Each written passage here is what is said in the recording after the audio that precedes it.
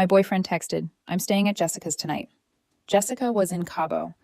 3 lies later, he finally told me where he really was. My name is Naomi Carter. I was 31 years old when a single Instagram story destroyed a relationship I thought would become my forever. Before that night, I would have described Evan Brooks and me as ordinary in the best possible way. We weren't one of those couples who flooded social media with staged photos or dramatic declarations of love. We weren't perfect either. We were simply comfortable, familiar, safe. After nearly 3 years together, our lives had blended so naturally that neither of us seemed to notice where one ended and the other began. We didn't officially live together. Evan still had his apartment across town, and I still had mine. But over time, weekends turned into long stretches of shared routines. His hoodie lived on the back of my bedroom chair. His toothbrush sat beside mine. His favorite cereal occupied permanent space in my pantry. At some point, he learned where I kept my spare towels, my cold medicine, and the folder that held every important document in my apartment. Looking back, love wasn't about grand gestures. It was built through small acts of trust. The quiet belief that the person beside you would be careful with the pieces of your life you chose to share. 2 years earlier, during a rough financial period, I had added Evan to my phone plan. I still remembered the embarrassment on his face when he asked for help. He stood in my kitchen with his arms folded tightly across his chest, speaking as though every word cost him something. "It's just temporary," he said. I believed him. Temporary became months. Months became years. Before I realized it, he was using every account I had. Netflix, Hulu, HBO Max, Disney Plus, Spotify, my Amazon Prime account. He ordered things to his apartment without even mentioning it anymore. Protein powder, chargers, random kitchen gadgets he would find online late at night. He was also listed as my emergency contact at work and at my doctor's office. None of it happened because he demanded it. That was what made the ending harder to accept. There was never some dramatic moment when he asked for access to everything. It happened the way serious relationships often do. One small act of trust at a time until someone has a key to nearly every part of your life. At least that's what I thought we were building. That Thursday night, I was curled up on my couch in an oversized sweater, trying to watch a documentary I'd already restarted 3 times, because my attention kept drifting back to work. The previous month had been brutal. Endless deadlines, late-night emails, problems that somehow became my responsibility the moment they appeared. Sleep felt like something I chased rather than something I actually got. At 11:07 p.m., my phone buzzed. A text from Evan. "Hey babe, staying at Jessica's tonight. She's having a whole emotional crisis, and apparently I'm the emergency therapist. Don't wait up. Love you." 2 heart emojis followed. Jessica was his best friend. They'd known each other since college. Every so often she'd call him needing advice, and he'd drive over to her place. They'd order takeout, talk through whatever was happening in her life, and sometimes he'd crash on her couch instead of driving home late. It wasn't unusual. Over 3 years together, it had happened often enough that I never questioned it. So I texted back, "No worries, hope she's okay. Love you too. Have fun." Then I put my phone down and went back to the documentary. Nothing felt wrong. That's the part that still bothers me. Not the lie itself. Not even how casually he told it. It's how normal everything felt around it. I was wrapped in a blanket, sitting in my quiet apartment, completely convinced the man I loved was exactly where he said he was. Around midnight, I turned off the television, brushed my teeth, checked the front door, and climbed into bed. I couldn't sleep. My body was exhausted, but my mind wouldn't settle. Around 1 in the morning, I gave up trying. I picked up my phone and opened Instagram, hoping mindless scrolling would do what sleep couldn't. Vacation photos, dogs, food, outfits, nothing important. Then Jessica's story appeared. I almost skipped past it. Then my thumb froze. Jessica stood on a beach holding a margarita. Palm trees swayed behind her. The ocean glowed under golden evening light. Everything about the photo screamed vacation. The caption read, "Cabo Day 2, living my best life. Posted 3 hours ago." I sat up immediately. Then I opened her profile. More beach photos, airport selfies, poolside videos, restaurant pictures. Jessica had been in Cabo San Lucas for at least 2 days. She wasn't 40 minutes away having an emotional crisis. She wasn't sitting on her couch waiting for Evan to arrive. And Evan definitely wasn't spending the night at her place. A strange feeling settled over me. Not anger, not yet. Something colder. The kind of feeling that appears when reality suddenly shifts half an inch and nothing looks quite the same anymore. I opened Evan's text again. 11:07 p.m. "Staying at Jessica's tonight." Then I looked back at Jessica's story. Cabo Day 2. I took screenshots. I didn't have a plan. I wasn't gathering evidence for some future confrontation. I just knew that when people get caught lying, details have a habit of disappearing. For several minutes, I sat there staring at both screens. The question was no longer whether Evan had lied. That answer was obvious. The real question was why. Why had he used Jessica's name so casually? Why had he seemed so confident I'd never find out? And where had he actually spent the night? A week earlier, I probably would have called him immediately. I would have demanded answers, started a fight, forced the issue before sunrise. Instead, I felt strangely calm, not peaceful, just numb, like my emotions had stepped aside and left logic in charge. I sent one final text. Have fun. 2 hearts. Then I got out of bed. The first password I changed was Netflix, then Hulu, then HBO Max, then Disney Plus, then Spotify. One by one, I selected log out of all devices. The process felt oddly mechanical. Click. Change password. Confirm. Next account. By the time I finished, the sun still hadn't started rising. After that, I logged into my Verizon account and removed Evan's line from my phone plan. His service would remain active until the end of the billing cycle. I wasn't trying to punish him. I wasn't interested in drama. I simply stopped carrying responsibilities that no longer belonged to me. Then I logged into my HR portal and changed my emergency contact from Evan to my older sister Claire. That small update hurt more than I expected, because it forced me to acknowledge something I hadn't wanted to admit. Nothing official had ended, but something important already had. The next morning, I updated my doctor's records too. Then Amazon. Then every other account we'd shared. One by one, I closed the doors I'd spent years opening. Friday morning, Evan texted again. Heading home from Jessica's. Want to grab lunch later? I stared at the message for a long time. He was still doing it. Still standing inside the lie as though it could somehow become true if he repeated it often enough. I replied politely. Can't today. Swamped with work. Maybe this weekend. He sent back a sad face emoji. Miss you, babe. I didn't answer. Saturday brought more texts. Then Sunday. Every message sounded normal. That somehow made them worse. Because while he kept acting like nothing had happened, I couldn't stop thinking about the fact that I no longer knew where he'd been or why he'd lied. By Sunday evening, he showed up at my apartment. I heard the key turn in the lock before I saw him. That sound used to comfort me. It used to mean someone I loved was home. Now it made my stomach tighten. He walked in smiling, carrying an overnight bag. Hey, babe, feels like I haven't seen you in forever. It's been 3 days. I know, but still. He leaned down to kiss me. I let him. I didn't kiss him back. His smile faded immediately. Okay, something's wrong. I'm tired. You've been tired since Friday. Long week. For a moment, he watched me carefully, trying to figure out whether to push. Then he sat beside me and pulled out his phone. A few seconds later, his eyebrows pulled together. What the hell? I glanced over. What? Netflix isn't working. I said nothing. It says my password is wrong. Try Hulu. His expression changed. Not dramatically. Just enough. He opened Hulu, then HBO Max, then Disney Plus. Each failure chipped away another layer of confidence. Confusion came first, then annoyance, then something much harder to hide. Fear. Naomi, he said slowly. Did you change all the passwords? Yes. All of them? Yes. Why? I studied him for a moment. The man I had trusted. The man whose phone bill I paid. The man I'd imagined building a future with. Then I reached for my phone and opened the screenshot. How was Jessica's place Thursday night? The color drained from his face.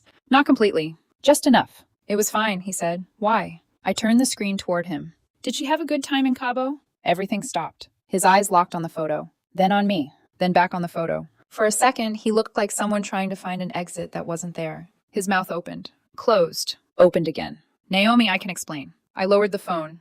I'm sure you can, I said quietly. I'm just not sure I want another story. Evan stared at the screenshot for several long seconds. The confidence he'd walked into my apartment with seemed to disappear right in front of me. Not dramatically, not all at once.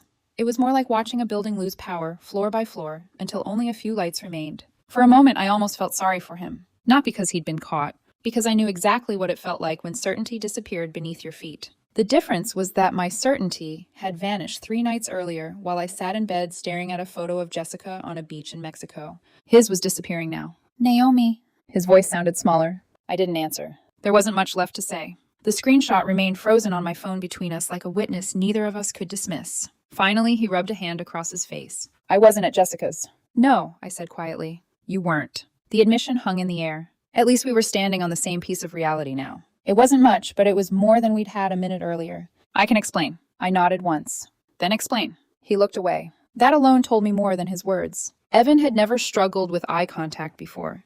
He was the kind of person who could talk his way through almost anything. Work meetings, family arguments, awkward conversations.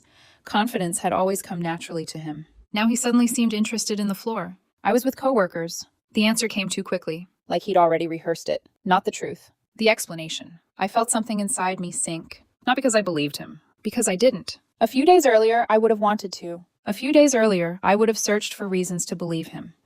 When you care about someone, your mind naturally looks for explanations before it accepts disappointment. But something had changed since Thursday night. Now all I could hear was another version of a story. A group of us went out after work, he continued. Someone got promoted. We had drinks. It got late.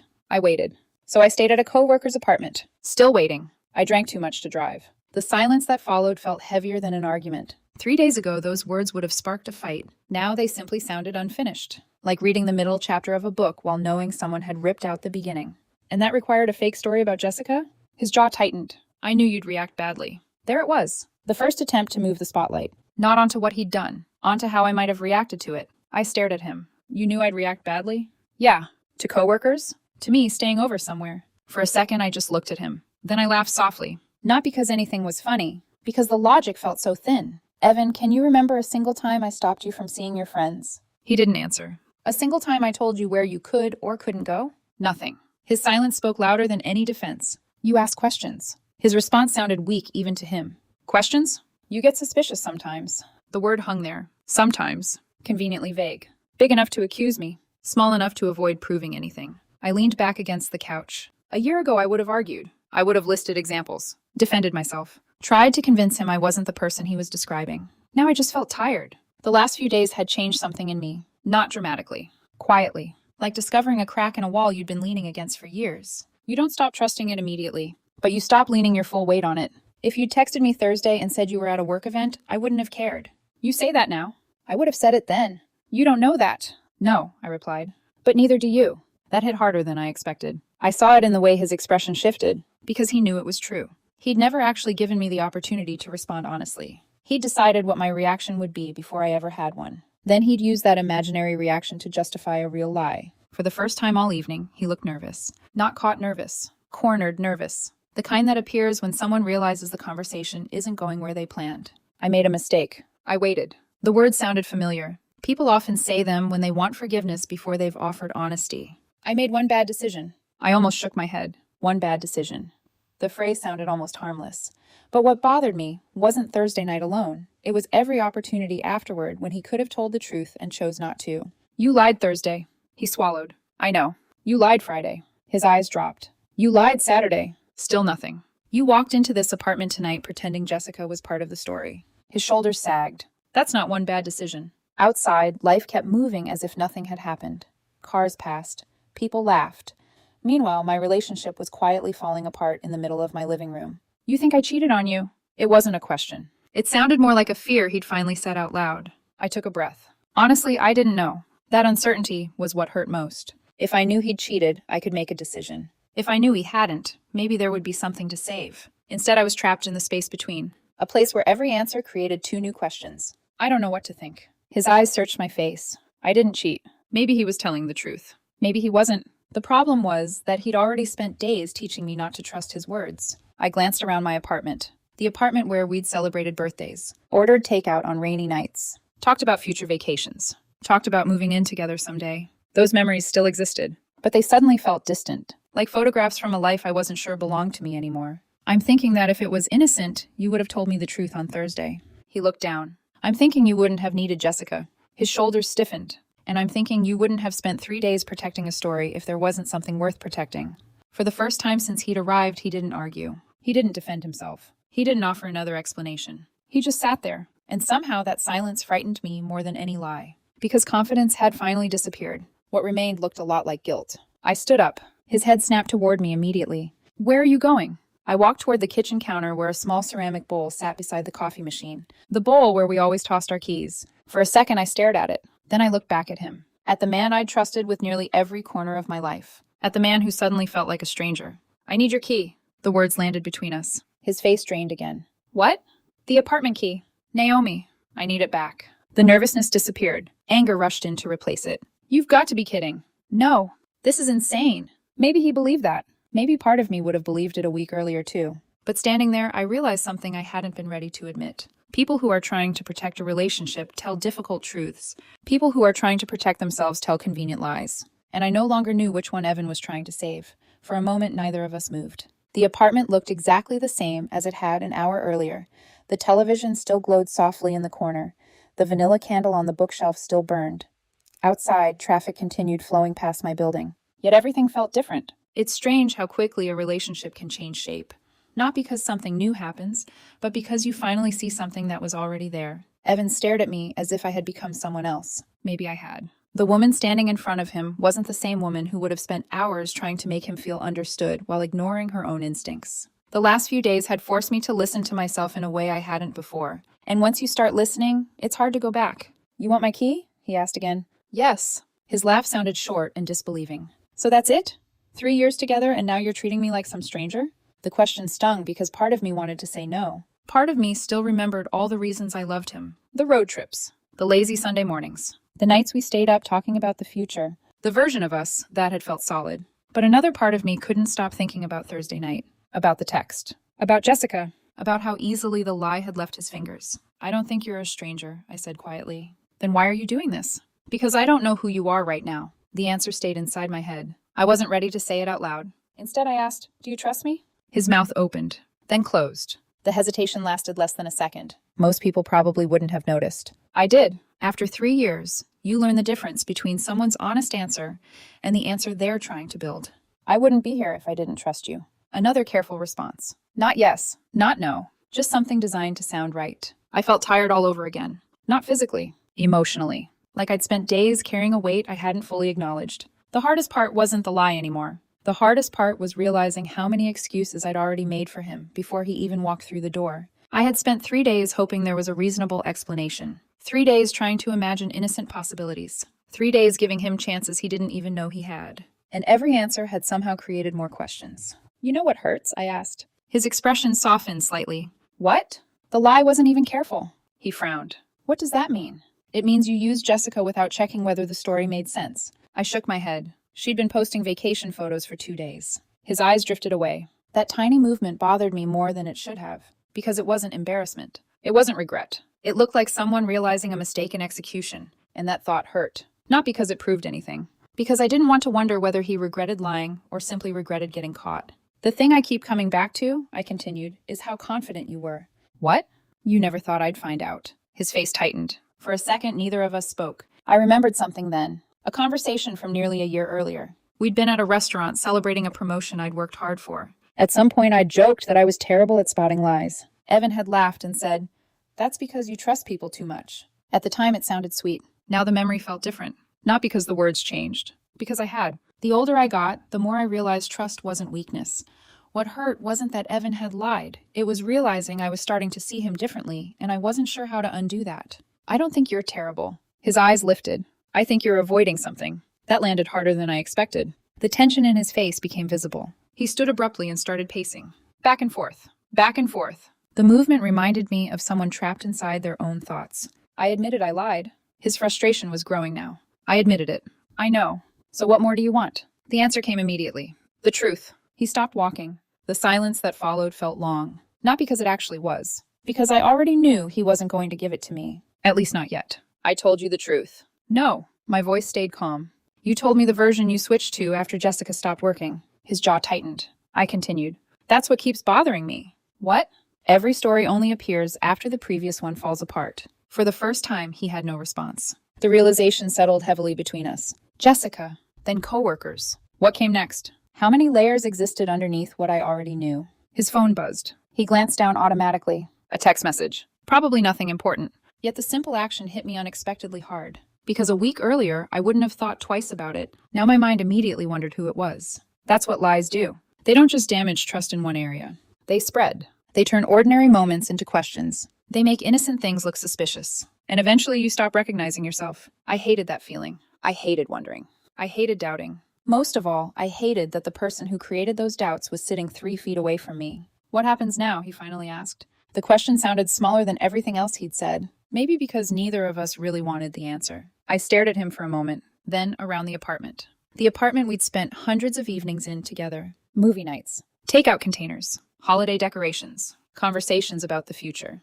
All the ordinary pieces that quietly become a life. A few weeks earlier, I thought those memories were the foundation of something permanent. Now they felt fragile. Not fake. Just fragile. Like glass after the first crack appears. You can still see the shape. You just can't stop noticing the damage. I don't know. And that was the truth. I didn't know whether this relationship could survive. I didn't know whether there were more lies waiting underneath the ones I'd already found. I didn't know whether I was talking to the man I loved or the version of him he'd chosen to show me. But deep down, a realization had started taking shape. Not all at once. Slowly. Painfully. The relationship I thought I had might already be gone. And maybe the reason I couldn't stop feeling exhausted was because part of me had already started grieving it. The next few days passed in a strange blur. I still went to work. I still answered emails. I still sat through meetings that should have been half as long. From the outside, my life probably looked exactly the same. Inside, it felt completely different. The hardest part wasn't being angry. Anger would have been easier. Anger gives you direction. It tells you who to blame and where to place the hurt. What I felt was something messier. Disappointment. And disappointment has a way of settling into places anger never reaches. It follows you into ordinary moments. It appears when you see something that reminds you of the future you thought you were building. It shows up when your phone lights up with a familiar name, and your first reaction isn't happiness anymore. It was there every time Evan texted me. Can we talk? I miss you. Please answer me. This isn't worth ending us over. The messages kept coming. Not dozens a day. Just enough to remind me he was still there. Still waiting. Still hoping. The strange thing was that I didn't know what I wanted anymore. A week earlier, I would have done almost anything to fix a problem between us. Now I wasn't sure the problem could be fixed. Because broken trust isn't like a broken appliance. You can't replace a part and expect everything to work again. You start questioning things you never questioned before. You revisit old memories and wonder whether you missed something. You begin realizing how much of a relationship depends on believing the other person's words without needing proof. Once that belief disappears, everything becomes harder. Friday afternoon, something unexpected happened. An Instagram message request appeared on my phone. Jessica. For a second, I just stared at her name. I hadn't spoken to her since discovering the lie. Honestly, I wasn't sure I wanted to. Part of me worried she knew more than she was saying. Part of me worried she didn't. Both possibilities made me uncomfortable. Her message was simple. Hey, I know this is awkward, but I think we should talk. My stomach tightened immediately. Instinct. Nothing more. Sometimes your body notices something important before your mind catches up, I replied. Sure. A few hours later, she called. The first thing she said was, I'm sorry. The apology caught me off guard. Why are you apologizing? Because he used my name. There was frustration in her voice. Real frustration. Not the careful politeness people use when they want to avoid conflict. The kind that comes from feeling dragged into something without permission. I had no idea he told you he was with me. I closed my eyes briefly. I figured that out. I know. A pause followed. Then she sighed. He called me afterward. That immediately got my attention. What do you mean? He wanted me to back him up. I sat up straighter. The room suddenly felt smaller. He asked you to lie for him? Jessica hesitated. He asked me to tell people he was with me if it came up. A cold feeling moved through my chest. Not because it surprised me, because it confirmed something I'd been trying not to think about. The lie hadn't ended Thursday night. It had continued afterward, even after he had time to reconsider, even after he had opportunities to tell the truth. He was still trying to reinforce it. I said no. I appreciate that. I was angry, Naomi. The frustration in her voice sharpened. He used me without asking. Then she added something that stayed with me long after the conversation ended. That's not what friends do. The sentence wasn't dramatic. It wasn't profound. But it felt honest. Her comment stayed with me long after the call ended.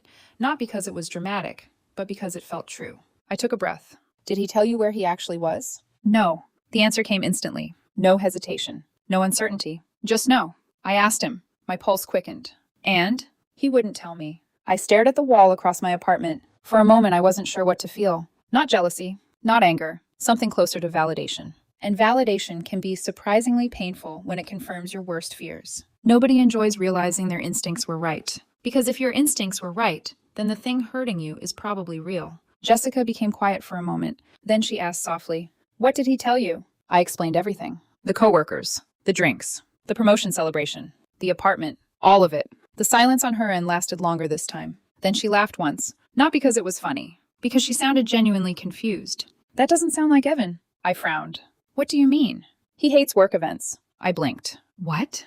I'm serious. There was certainty in her voice now. I've known him for almost 10 years. Another pause. He complains about office happy hours constantly. I rubbed my forehead. A headache had been building all week, and suddenly it felt much worse. So you're saying he's lying? No. She chose her words carefully. I don't know where he was. I don't know what happened. But that story doesn't sound real. After the call ended, I sat alone in my apartment for almost an hour. No television. No music. No distractions. Just my thoughts. Outside my window, life continued normally. Cars moved through traffic. Neighbors walked their dogs. Someone laughed in the parking lot. Meanwhile, my mind kept returning to the same realization. The story kept changing. First Jessica, then coworkers. And now, even that explanation was starting to fall apart. I found myself asking a question I hadn't considered before. If the truth finally appeared, would it actually matter? Because by then, the issue wasn't one lie. It was the pattern, the constant shifting, the feeling that every answer existed only until evidence forced a new one. Trust doesn't usually collapse in a single moment. It erodes, a little at a time, until one day you realize you're spending more energy trying to verify the truth than simply believing it. And that realization exhausted me. The following Monday, I finally made a decision. Not about ending the relationship. Not yet. The truth was, despite everything, part of me still wanted an explanation that made sense. Maybe that sounds foolish. Maybe it was. Despite everything, I still knew his routines by heart. That was the hardest part. Caring doesn't switch off just because you're hurt. I still knew exactly how Evan took his coffee. I still knew which movies he watched when he couldn't sleep. I still reached for my phone some mornings, expecting to see a text from him. That was what made the situation so painful. If I had stopped caring completely, walking away would have been easy. Instead, I cared enough to want answers and respected myself enough to stop accepting excuses. So I sent him a message. We need to talk. In person. Wednesday. 7 p.m. 3rd Street Coffee. His reply arrived less than a minute later. Yes. Thank you. I'll be there. The speed of the response told me he'd been waiting. For forgiveness. For another chance. For something. I wasn't entirely sure what I was waiting for myself. All I knew was that I was tired of guessing. And Wednesday was going to force one of us to finally stop hiding. Wednesday arrived gray and cold. The sky looked like it had been threatening rain all day, but couldn't quite commit to it. The kind of weather that makes everything feel unfinished. I got to 3rd Street Coffee 5 minutes early. Evan was already there. For some reason, that surprised me. He sat alone near the window, staring into a coffee cup he clearly hadn't touched. His shoulders looked heavier than I remembered. There were dark circles under his eyes. A small part of me hated noticing that. Not because I wanted him to suffer. Because caring is difficult to turn off. Despite everything, I still noticed how tired he looked.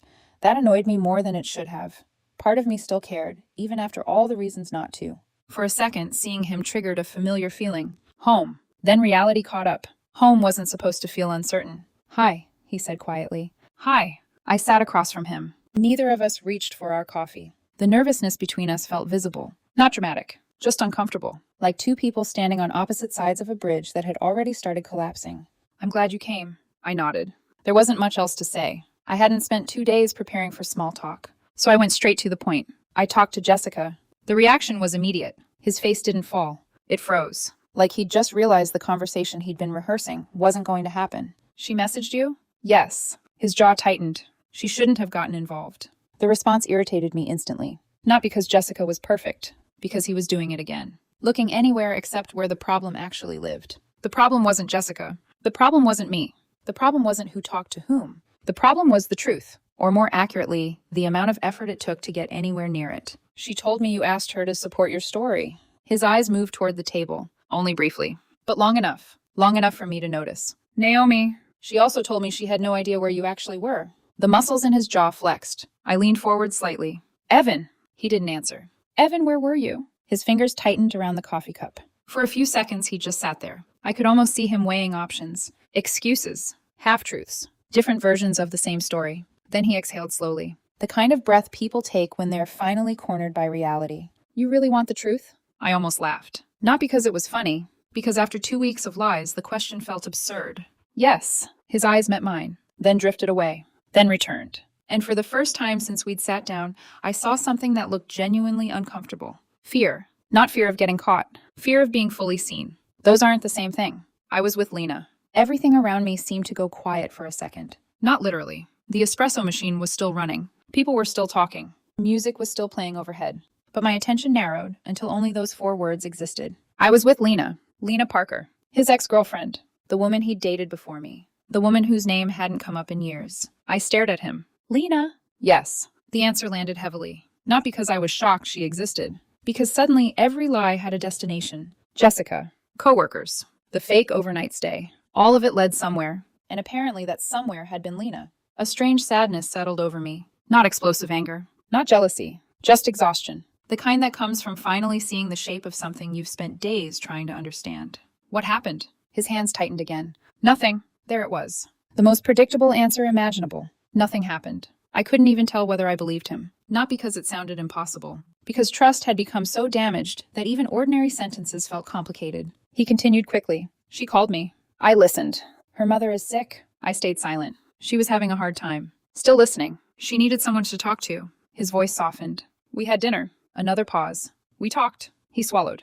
We lost track of time. I felt my chest tighten, and I stayed on her couch. Then he stopped. The explanation sat between us. Finished. At least according to him. The problem was that by then, the details almost didn't matter. What mattered was everything surrounding them. The lies. The secrecy. The decisions made afterward. If it was innocent, I asked quietly, why didn't you tell me? His eyes dropped immediately. That alone told me how important the question was. Evan. He rubbed his forehead. I knew how it would look. I stared at him. Because that answer sounded familiar. Too familiar. Every version of the story somehow led back to the same place. Not what he did. How it looked. Not the choice. The appearance of the choice. Because it looked bad? It looked worse than it was. Then why hide it? He didn't answer. I waited. Still nothing. So I tried again. Why didn't you text me before you went? Silence. Why didn't you tell me during dinner? More silence. Why didn't you tell me afterward? His shoulders sagged. Finally, he whispered, because you'd be upset. A tired smile escaped me. Not because I was happy. Because we'd finally reached the center of the maze. The excuse he'd been using from the beginning. You'd be upset. Maybe I would have been. Probably. Most people would be. But being upset and being lied to aren't the same thing. One creates a difficult conversation. The other destroys trust. I looked at him carefully. For the first time since we'd arrived, I wasn't angry. The anger had burned away days ago. What remained felt clearer. Sadder, but clearer. I don't think you lied because you were afraid of my reaction. His eyes narrowed. What does that mean? I took a slow breath. I think you already knew it crossed a line. His expression changed. Just slightly. Enough. Maybe nothing physical happened. I shrugged. I honestly don't know. And I didn't. Maybe he was telling the truth. Maybe he wasn't. But another realization had been growing inside me since Thursday night. Not every betrayal starts with cheating. Some begin much earlier. The moment honesty becomes inconvenient. The moment secrecy feels easier than transparency. The moment someone starts protecting a connection instead of respecting a relationship. Evan, healthy relationships don't need cover stories. His face tightened. They don't need fake alibis. I watched him carefully. They don't need 3 different explanations. The words landed harder than I expected. Because they were true. Jessica. Coworkers. Lena. Each version had only appeared after the previous one stopped working. His shoulders slumped. For the first time all evening, he looked exhausted. Not defensive. Not angry. Just tired. Like he'd finally run out of places to hide. And sitting there across from him, I realized something that hurt more than any lie he'd told. I no longer cared whether I was getting the full truth. I cared that I couldn't recognize the person giving it. For a long moment, neither of us spoke. The coffee shop buzzed with ordinary life around us. Someone laughed near the counter, a barista called out an order, a couple by the window debated weekend plans. Meanwhile, it felt like my entire future was sitting across from me, quietly coming apart. Evan stared into his coffee. I stared at the man I thought I knew. And somewhere between those two things, the truth finally settled in. Not the truth about Lena. Not the truth about Thursday night. The truth about us. 3 years is a long time to spend building a future with someone. Long enough to collect traditions. Long enough to develop routines. Long enough to stop imagining life without them, because their presence becomes part of how you imagine tomorrow. I knew exactly how Evan took his coffee. I knew which movies he watched when he couldn't sleep. I knew he always forgot where he left his keys. I knew he hated calling customer service and would rather spend 2 hours troubleshooting something himself. Those details don't disappear overnight. That's why endings hurt. Not because a person suddenly becomes nothing. Because they remain something, even when they shouldn't. Evan, I said quietly. He looked up. The exhaustion in his face seemed deeper now. Not dramatic, just honest. What? I hesitated. Not because I didn't know what I wanted to say. Because I knew exactly what I wanted to say. And that somehow made it harder. You keep talking about what happened that night. His eyes stayed on mine. But that's not really what this is about anymore. Confusion flickered across his face. What do you mean? I took a breath. The dinner isn't the reason we're sitting here. It absolutely is. No. I shook my head. It's the lies. He looked away immediately. That reaction told me everything. Not because looking away proves guilt. Because he'd started doing it every time the conversation reached the part he couldn't explain. The first lie was Jessica. Silence. The second was your coworkers. His jaw tightened. The third was Lena. Still silence. I continued softly. And every single version only appeared after the previous one stopped working. The sadness on his face deepened. For a second, I almost wished he'd argue. Anger would have been easier. Defensiveness would have been easier. What sat across from me now looked more like regret. And regret has a way of making painful decisions feel even worse. I didn't know how to tell you. His voice sounded small. Tired. Human. Maybe more honest than it had sounded in weeks. I believed he meant it. The problem was that meaning it didn't change anything. Because there are mistakes that happen in a moment. Then there are mistakes that require repeated choices. Repeated opportunities. Repeated decisions. And this belonged to the second category. You could have told me Thursday. He nodded slightly. I know. You could have told me Friday. Another nod. I know.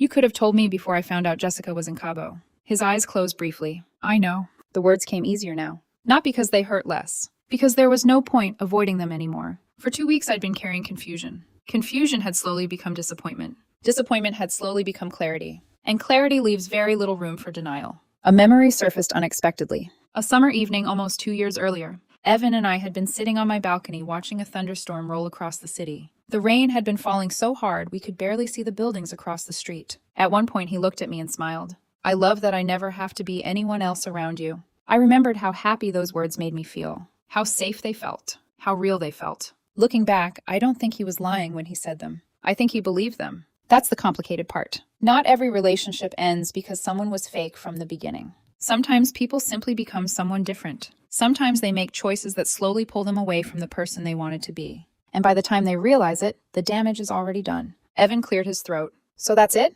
The question sounded fragile. I met his eyes. For the first time since this started, I felt completely certain. Not about Lena. Not about Thursday night. Not even about whether he cheated. I was certain about something else. I could not build a future with someone whose words no longer felt safe. Because relationships survive mistakes all the time. They survive bad days, arguments, stress, misunderstandings. What they struggle to survive is uncertainty. The constant feeling that you're missing part of the story. The feeling that every answer comes with another question attached. I think we're done. The words landed softly, almost gently. Not because they weren't painful. Because I'd already been carrying them for days, maybe weeks. Part of me just hadn't wanted to admit it. Evan stared at me. The disbelief came first, then sadness, then something that looked very close to panic. You can't be serious. I am. 3 years, Naomi. His voice cracked slightly. 3 years. I nodded. I knew exactly how long it had been. I had lived every day of it. Every birthday, every holiday, every ordinary Tuesday night that somehow became important simply because we'd spent it together.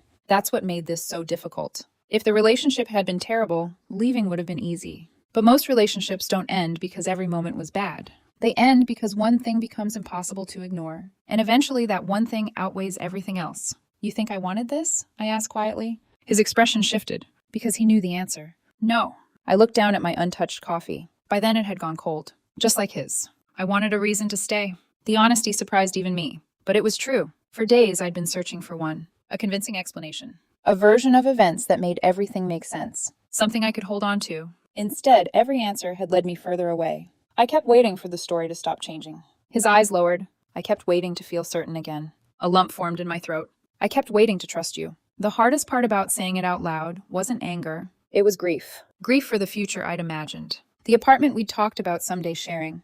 The vacations we'd planned. The conversations we'd never have now. The version of my life that no longer existed. People think heartbreak is about losing a person. A lot of the time it's about losing a future. A future you already started living inside your head, and now have to leave behind. Evan wiped a hand across his face. I noticed his eyes were wet. Mine probably were too. That didn't change anything. Love and compatibility aren't always the same thing. Neither are love and trust. You can love someone deeply and still know they no longer belong in your future. That realization hurt more than I can explain. But it was still true. The silence between us felt different now. Not tense. Not uncertain. Final. The kind that arrives after all the important things have already been said.